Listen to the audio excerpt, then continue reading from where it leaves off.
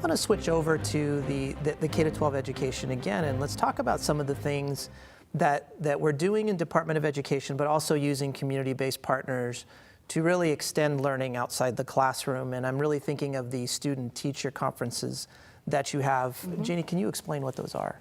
Yeah, so we have student-teacher conferences that are offered annually.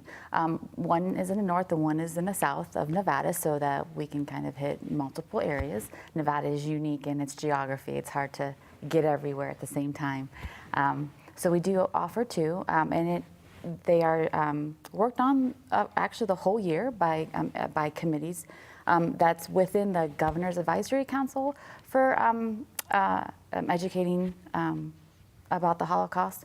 And these conferences, teachers bring students as well as survivors and second gen will also be within these conferences, and they have a chance to really learn about in-depth topics that yearly change, as well as then conversing and hearing the stories from survivors themselves, as well as second generation and probably some third generation, I think, too. So it's a really interesting opportunity for not only teachers, but students that get to attend this. They also, for example, they get dinner, and they get to enjoy dinner with table guests, so typically a survivor and a guest, and they just get to enjoy a conversation and really have an in-depth conversation without the pretense of a classroom learning, but it's real, it's authentic, it's that true voice of really a survivor speaking to a student, listening and asking questions. And they are, I will tell you, typically petrified to ask questions, because this is to them, right, in a relation of a hero.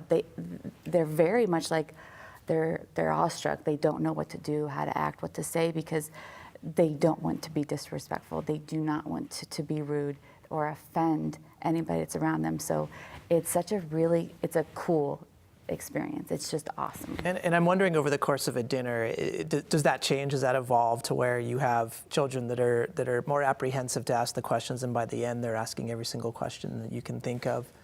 And Eva, I'm wondering, in your experience, is that... there's a question they like to ask, they would like to see the number, our tattoo number on the arm.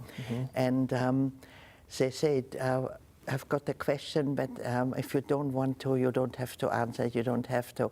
But now with the hologram, of course, that's different. And when I was in the Jewish Museum and I was asking myself a question, I asked myself, can I see your number? And of course, the hologram is not embarrassed. It lifts the sleeve and shows the number. And so children can ask this question now, which is actually very important. It makes a big